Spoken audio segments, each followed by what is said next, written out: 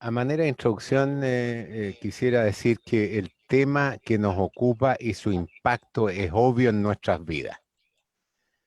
Y una cuestión increíble, como una primera reflexión, es cómo podemos vivir nuestras vidas ignorando los tremendos peligros que nos acechan.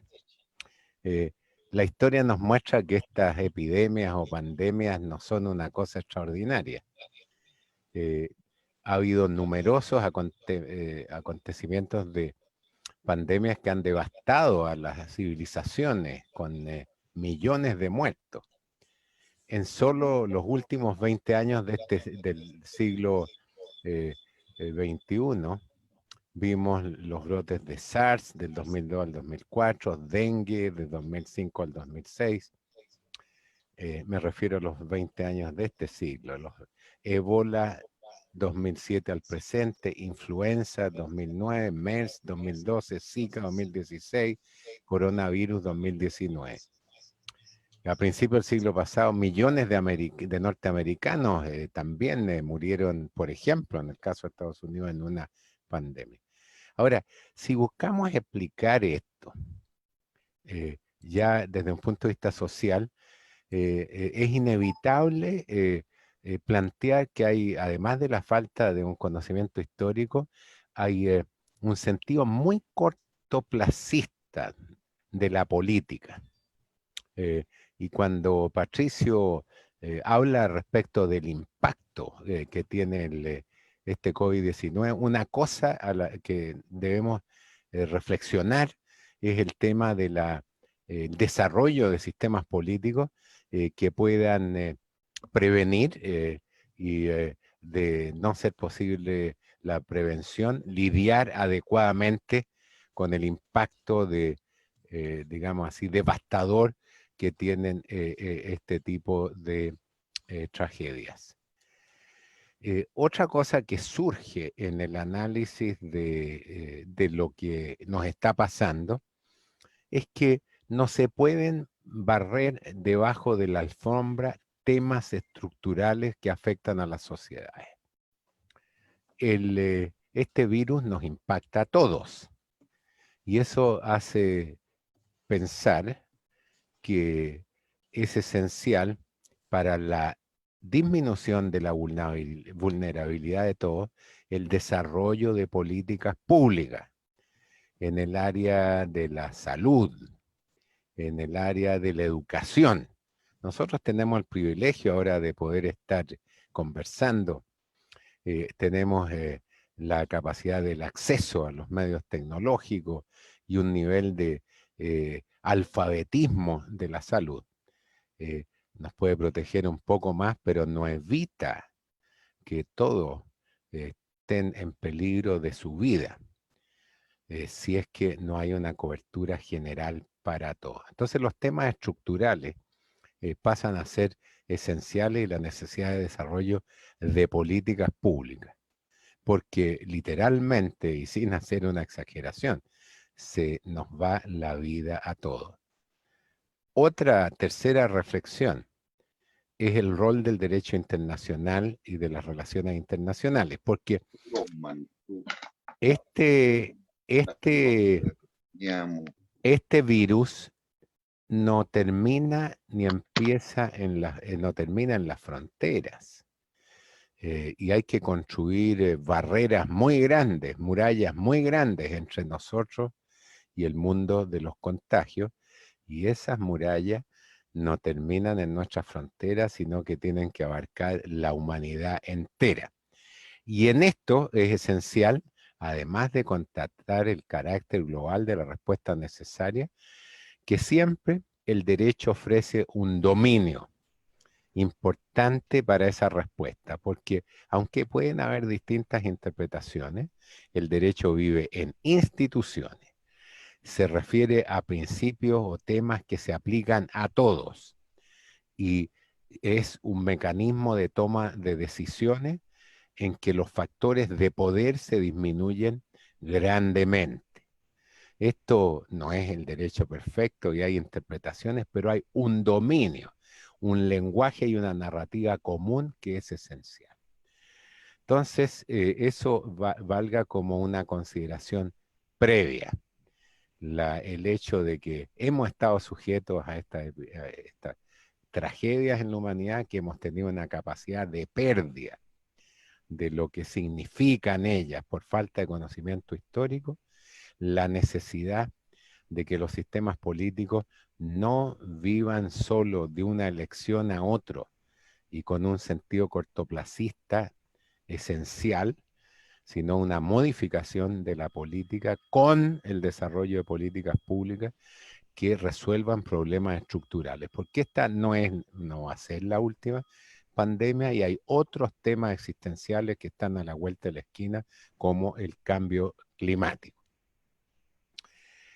Ahora, ¿a qué me voy a referir? En primer lugar, razón de la creación de la comisión, composición, objetivo, punto de partida, desafíos que tiene. Bueno, es una comisión internacional. Ustedes pueden ver en Google qué es la Comisión de Derecho Internacional. Lo interesante es esta composición, en que hay juristas de América Latina, de Norteamérica, de Asia, de Europa, de África, de Oceanía. 15 personas, el relator es Shi Namurase del Japón.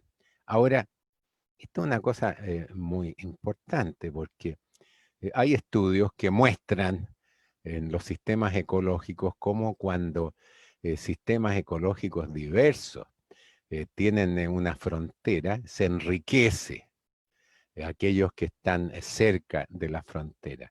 La diversidad, la textura rica y compleja de una sociedad que tiene componentes, ideas, culturas diferentes, enriquece al conjunto. Al margen de nuestra humanidad común, un diálogo de juristas que vienen de todos los sistemas hace muy difícil las cosas, pero también nos enriquece a todos, además de acentuar nuestra común humanidad. Ahí en esta comisión está desde la jueza china, que va a ser presidenta de la Corte Internacional de Justicia, a un destacado profesor de los Estados Unidos, con gente de todo el mundo. Menciono a ellos por las tensiones que existen entre esos países. Ahora, ¿cuál es el objetivo de este ejercicio? ¿Y cuál es su propósito? El propósito de esto es hacer una propuesta que conduzca a un tratado internacional con obligaciones para los estados. Esa no es una tarea fácil, puede ser que ese objetivo no se logre, pero de acuerdo al Estatuto de la Corte Internacional de Justicia, la opinión de los juristas más destacados en el derecho internacional es una fuente subsidiaria del derecho. Grandes desarrollos en el derecho internacional, como la responsabilidad estatal por los daños, por las violaciones a las obligaciones de los estados, nunca llegaron a formularse en un tratado. Fueron objeto de artículos simplemente, pero opuestos por juristas que tienen una composición multinacional. Y esto porque una fuente del derecho, y esto para los que no son abogados, no conocen el derecho internacional, es difícil de comprender. En el derecho interno está la Constitución, leyes, decretos, hay una jerarquía. El derecho internacional, como no hay un gobierno internacional, tiene fuentes de obligaciones como tratados, la costumbre, los principios generales y subsidiariamente lo que opinan juristas con una composición global y que tiene una reputación en el mundo internacional. Así que esto ya tiene una importancia, aunque no se logre una convención. Ahora, ¿cuál es el punto de partida de los trabajos de esta Comisión de Derecho Internacional? Siempre el punto de partida es lo que existe y sus posibilidades de desarrollo. En la Comisión de Derecho Internacional, de la que soy miembro, que son 34 juristas elegidos por la Asamblea General de Naciones Unidas, es muy claro que siempre hay que partir de la codificación, o sea, poner por escrito el derecho existente, el derecho consuetudinario. Y además, lograr su desarrollo progresivo. Porque el derecho tiene lagunas, no ha logrado resolver todos los problemas, eh, hay vacíos importantes, hay temas de experiencias que se han ido desarrollando, pero este punto de partida es lo que existe en primer lugar. Entonces, es lidiar con lo que existe. Y esta práctica jurídica tiene que ver con la experiencia en el desarrollo de las normas. Lo que existe no es solo lo que está en el mundo del papel, sino las cosas que pasan en la vida. Es interesante ver que el cambio es siempre más fácil cuando ya tuvo lugar. Eso a veces es difícil de entender.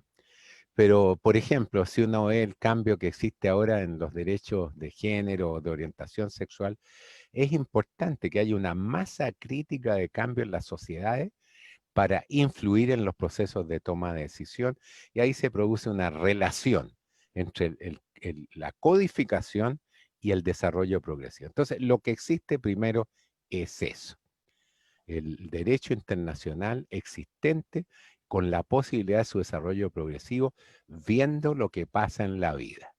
Ahora, ¿qué es lo que existe desde el punto de vista del derecho internacional?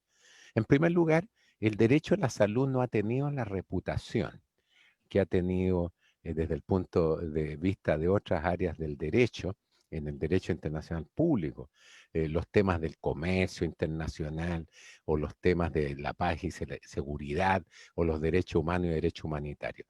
Lo que existe específicamente son las normas adoptadas en el año 2005 y la práctica de la Organización Mundial de la Salud. Y este contenido específico también fue producto del desarrollo de la humanidad en lidiar con con las epidemias y pandemias.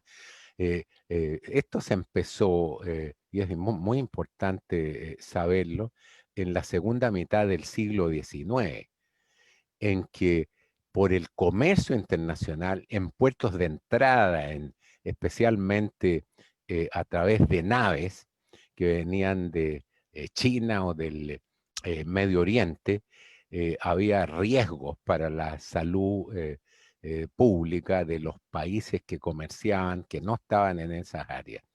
Y estos riesgos tenían que ver sobre todo con algunas enfermedades muy delimitadas, eh, como la cólera, la malaria, etcétera, etcétera. Entonces ahí hubo una motivación que hizo que se regularan a través de conferencias internacionales las normas relativas, por ejemplo, a las cuarentenas, ¿ah? Para evitar los contagios colectivos. Después, una serie de conferencias, 14 desarrollos durante las dos guerras mundiales, el desarrollo de instituciones, y esto culmina después de la Segunda Guerra Mundial, como muchas cosas pasan después de esa guerra, con la creación de la Organización Mundial de la Salud. Y esta regulación, el reglamento sanitario que entró en vigor en 2007, logra hacer varias cosas importantes. Por ejemplo, no tener simplemente una lista de enfermedades. Hay situaciones creadas por el contagio relativo a accidentes nucleares que no tienen que ver con un microbio, que no estaban cubiertas anteriormente. Y hay varias disposiciones, y no quiero entrar mucho en legalidades, de ese reglamento sanitario del 2005, que son un desarrollo importante del derecho internacional, incluyendo, por ejemplo, las facultades del director general de la OMS para declarar la emergencia de salud una emergencia de salud pública de importancia internacional, lo que pone el tema en el radar de todo. Hay obligaciones de notificación a la Organización Mundial en un plazo de 24 horas a partir de todos los acontecimientos que puedan constituir emergencia de salud pública. También hay recomendaciones de intercambio de información, creación de capacidad, aislamiento, cuarentena, etcétera, etcétera. Ahora, sin embargo, como lo hemos visto, eso ha sido inadecuado. y de ahí la necesidad de fortalecerlo. El derecho internacional general también dice otras cosas relativas a la salud en el campo que son relevantes para las epidemias, como la responsabilidad estatal y también áreas del derecho. El derecho de los derechos humanos, del comercio, de la inversión, del desarrollo financiero, de las normas de la organización del trabajo, la propiedad intelectual, el derecho laboral, el derecho deportivo, el derecho marítimo y aéreo, la paz y seguridad, el tema de refugiados e inmigrantes. Entonces, un propósito que tuvimos aquí es buscar una coordinación armónica entre todas las áreas del derecho, incluyendo, digamos así, el reconocer que hay especificidades, pero lograr un régimen relativo a las pandemias, y les voy a decir que también le cambiamos el nombre de esto, y con el objeto de aprender de lo que está pasando y proponer medidas en relación a lo que pueda pasar al futuro. Entonces, hemos visto el origen, desarrollo, en qué se parte y cuál es el objetivo de la Comisión de Derecho Internacional. Quisiera ahora referirme a qué temas, en qué temas estamos trabajando en este informe. Todo lo que ustedes se imaginen. Obligaciones estatales, el contenido de la cooperación internacional, la responsabilidad estatal, la responsabilidad de las organizaciones internacionales, la prevención, la educación, la alerta temprana, etcétera, etcétera. Va a quedar más claro el contenido cuando me refiera a los desafíos que estamos encontrando, porque como entenderán, con un grupo tan diverso, cada coma, cada punto y la extensión de las obligaciones es discutida.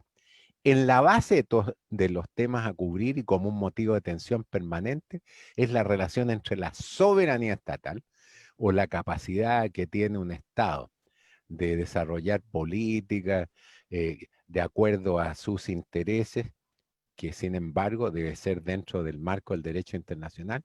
Eso por un lado, la extensión de la soberanía y las obligaciones de cooperación, cuando hemos establecido que si es que no hay estas obligaciones de cooperación, no podemos lidiar con esta amenaza internacional.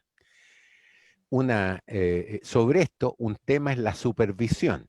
En el derecho internacional clásico, si un Estado violaba una obligación, otros Estados, como en el derecho germánico primitivo, podían reclamar.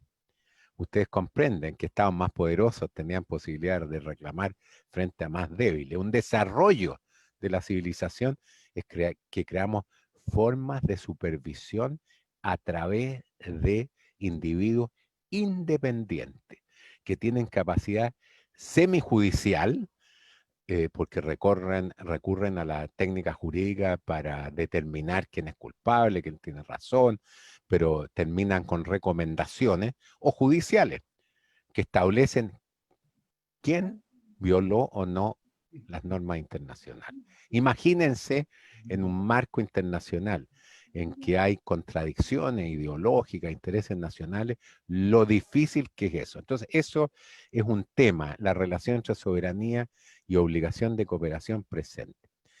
Segundo, término.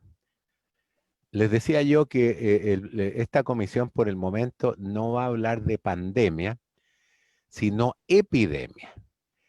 ¿Por qué? Porque la epidemia empieza en un momento anterior, lo que hace que se generen obligaciones antes de que llegue a ser una epidemia, cruzando las fronteras y afectando un largo número de individuos. Ahora, ¿cuáles son esas obligaciones? Que les pongo un ejemplo que muestran la diferencia. La preparación.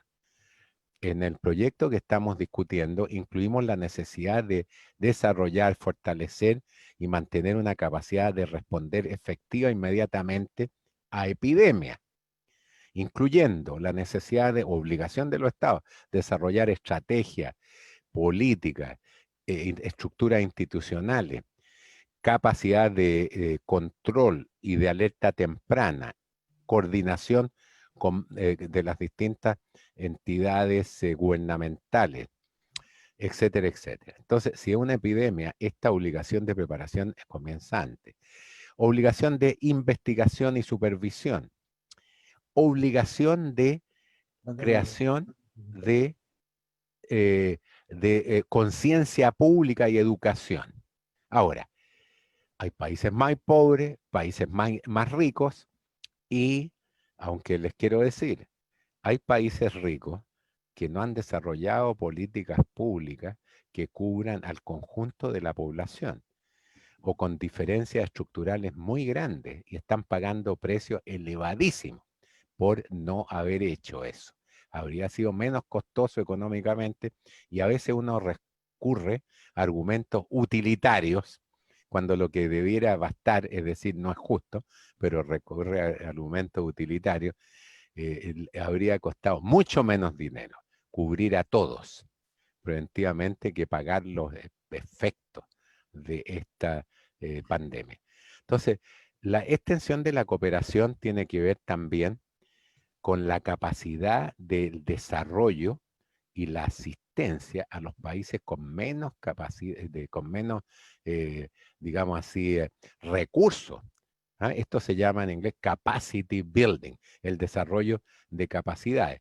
Y esto tiene que ver también, además de la responsabilidad propia, con la responsabilidad de la comunidad internacional, de acceso a tecnología, de asistencia técnica, de facilitar la asistencia técnica, de crear espacios para la protección de los que están en esta primera línea de la lucha internacionalmente, incluso estableciendo crímenes internacionales para los que actúen en contra de ellos, o los que acumulen mercaderías o instrumentos necesarios para luchar en contra de la pandemia.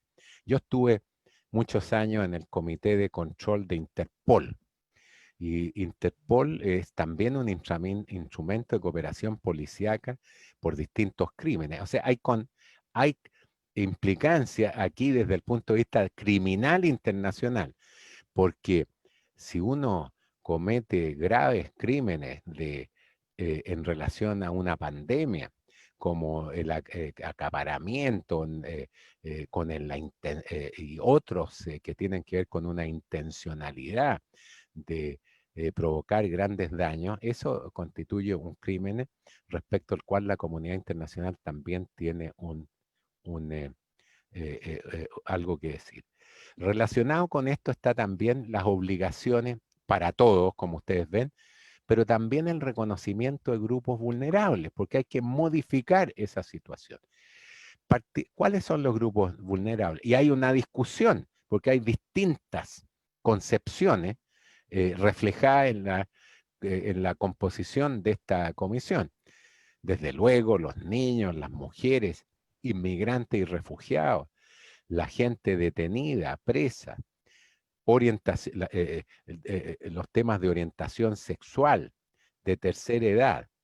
Hay situaciones en que se dice, el que es más, que es una persona de tercera edad o tiene vulnerabilidades, no es atendido, por ejemplo. Hay una cuestión muy importante. Sí. Tenés que pedir que veas a este, puedes ir redondeando la idea para poder... Bien, entonces voy a terminar diciendo lo siguiente, y quizás lo podemos seguir después. Hemos hablado de la motivación, del peligro, de en qué va a terminar esto, incluso aunque no sea una convención, va a tener una función. Y yo quisiera decir que en el pasado ha sido siempre posible, de una manera reactiva, de desarrollar instituciones y normas, una vez que ha habido precios muy elevados que se han pagado. Todos los mecanismos toda la situación que llevó a la Liga de las Naciones fue la Primera Guerra Mundial. Y la Liga de las Naciones fue una estructura institucional que permitía que no hubiera ya una guerra mundial, porque fue reactiva, no una primera guerra mundial. Operó sobre las causas de esa guerra y estableció un régimen normativo institucional para que no volviera a ocurrir. La Segunda Guerra Mundial también estableció una estructura, las Naciones Unidas, que evita que se haga la Segunda Guerra Mundial, pero eso ya ocurrió. El desafío que tenemos es aquí la tarea de la prevención y el desarrollar organismos, instrumentos que nos permitan aprender de lo que ha pasado y no simplemente tener una visión reactiva del gran tema que nos ocupa. Y lo que está presente aquí no es solo lidiar con un hecho que, aunque sea importante, tiene un impacto menor. Lo que está presente aquí es, en lo específico, en la prevención, además de lo que ocurre hoy, la prevención de futuras pandemias o epidemias que tengan la capacidad de constituir un ataque existencial en contra de la vida en el planeta. Muchas gracias.